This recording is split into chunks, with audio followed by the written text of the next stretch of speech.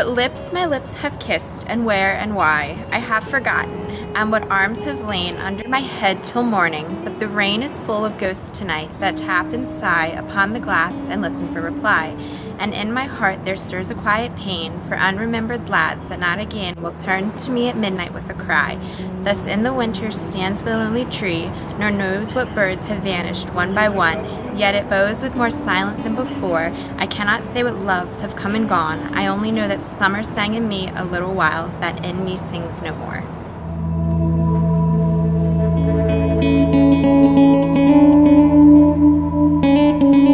I picked this poem because I really like love poems, and she's just kind of lamenting about her previous loves and what they may or may not mean to her anymore, but she still remembers them.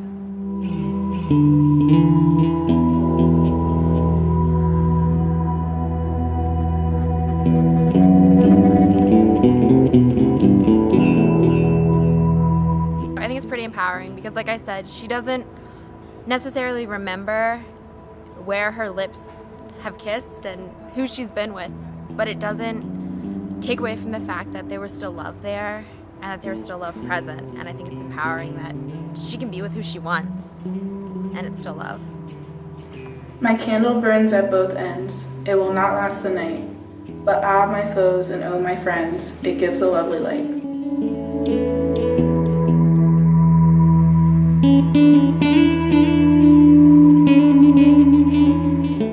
I thought the poem was interesting because it talks about being burned at both ends.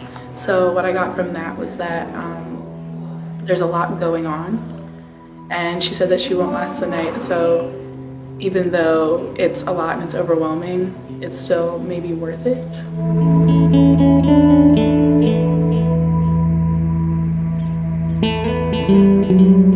I feel like women feel like that a lot. Like they feel like they either have to have a family life or a job, and I know that a lot of women try and do it all and try and, burn themselves out. So I feel like it might almost be a literal reference to women. To every face I met, I said farewell. Green rollers breaking wide along a clean beach. When shall I reach that island? Gladly, oh painted nails and shaven armpits, would I see less of you. Gladly, gladly, would I be far from you for a long time. Oh noise and stench of a man.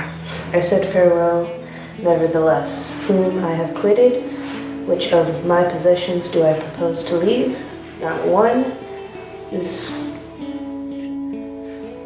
fringing to be asleep, when wide awake is all the loneliness I shall never achieve.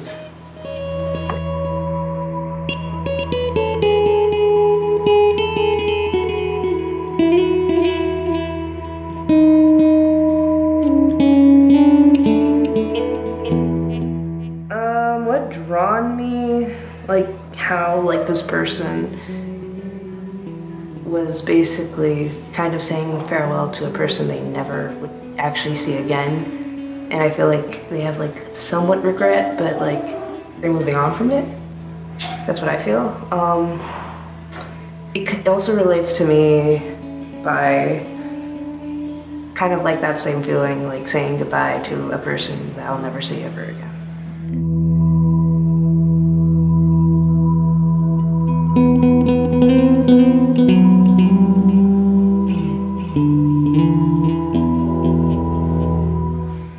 It kind of empowers, but also kind of it's more like a relating thing, saying goodbye to, this person says to a man, most specifically of who she, I guess, liked, or I assume that liked. Maybe it was a one-time kind of thing, who knows. But the whole thing where just basically saying goodbye and moving on. Only until the cigarette is ended, a little moment at the end of all. While on the floor the quiet ashes fall, and in the firelight to a lance extended. Bizarrely, with the jazzing music blended, the broken shadow dances on the wall. I will permit my memory to recall the visions of you, by all my dreams attended, and then adieu. Farewell, the dream is gone. Yours is a face of which I can forget, the color and the features, every one, the words, not ever, and the smiles, not yet. But in your day, this moment is the sun upon a hill after the sun has set.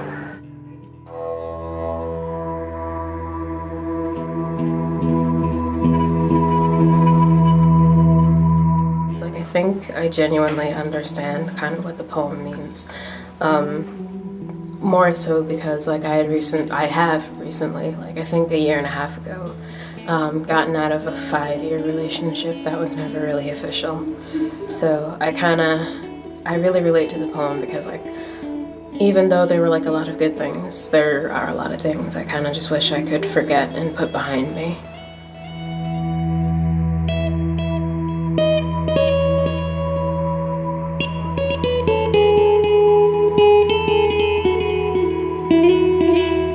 It kind of shows women that they can move on, and that even though, everyone always glorifies how great it is to be in a relationship, but no one really tells you what to do once you're in it, and especially they don't tell you what to do once things have kind of begun to sour, and especially when things end.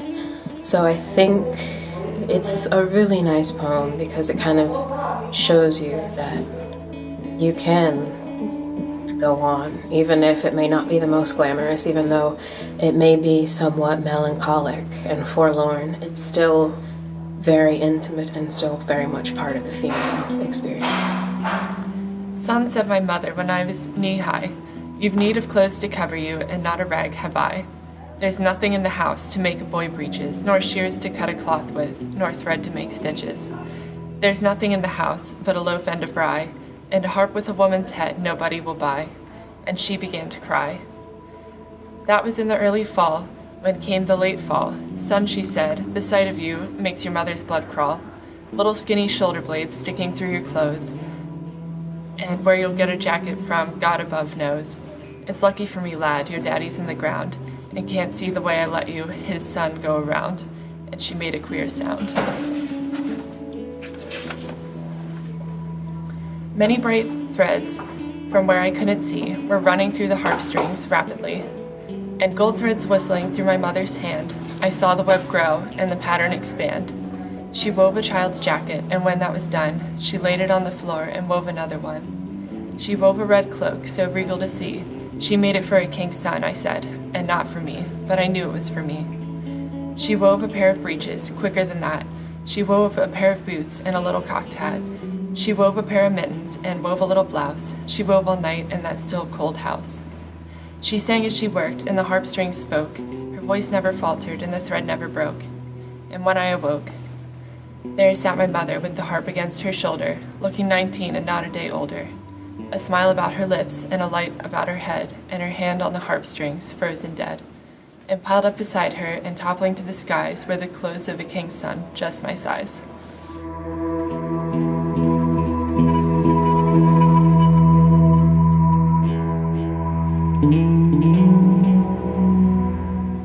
So I definitely don't relate to the level of poverty in this, but I recently was speaking with my parents, and they were sort of talking about the financial struggles that they had when we were just babies, and I never realized that was something they were dealing with, but they had trouble buying us diapers for a while, and we didn't have heating in our house, so I just thought that was definitely a relatable aspect to this poem. It was something they did a good job of hiding from us. I never knew that it was a struggle that we had.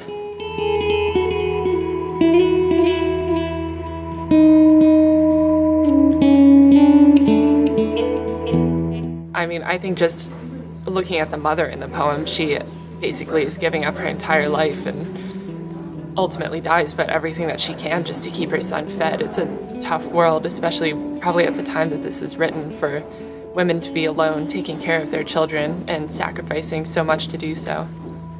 I think that's still relevant today, honestly.